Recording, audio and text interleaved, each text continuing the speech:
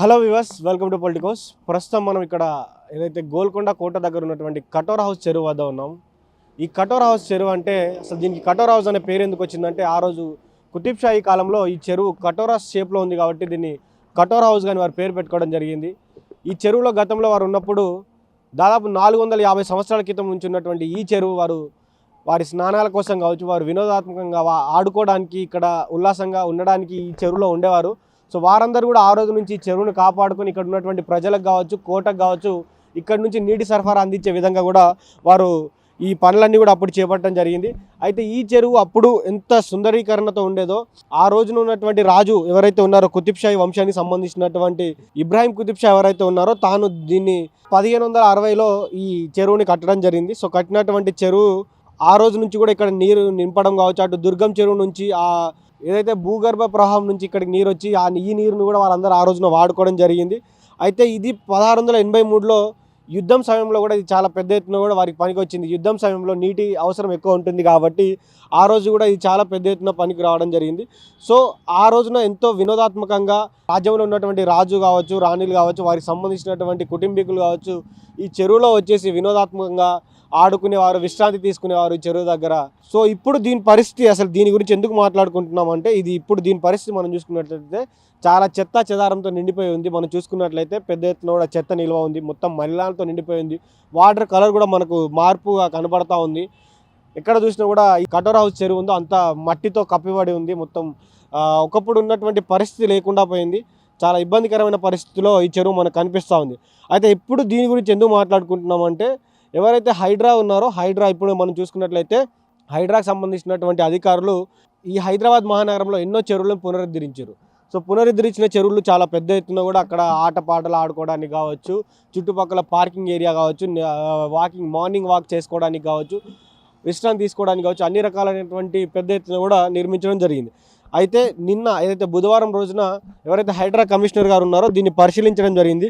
So పరిశీలించిన తర్వాత ఎవరైతే నిర్మాణ్ ఎన్జిఓ వారు ఉన్నారో దీని పునరుద్ధరణ కోసం వారు ముందుకు రావడం జరిగింది. మేము సహకరిస్తామని రావడం జరిగింది.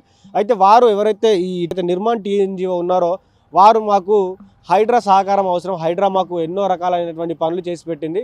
సో అట్లాంటి హైడ్రా ఎన్నో రకాలైనటువంటి మంచి పనులు చేస్తూ ఉంది. సో వారికి ఒక చెరువును పునరుద్ధరించడం ఎలాగో తెలుసు కాబట్టి అట్లాంటి చెరువులు వాళ్ళు ఎన్నో చేశారు కాబట్టి వారి అనుభవం మాకు కావాలని చెప్పేసి కూడా వారు రావడం జరిగింది.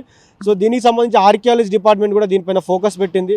సో ఎలాంటి పనులు చేస్తే ఇది అభివృద్ధి అవుతుందని కూడా వారు దానికి సంబంధించినటువంటి కార్యక్రమాలన్నీ కూడా చేయడం జరిగింది.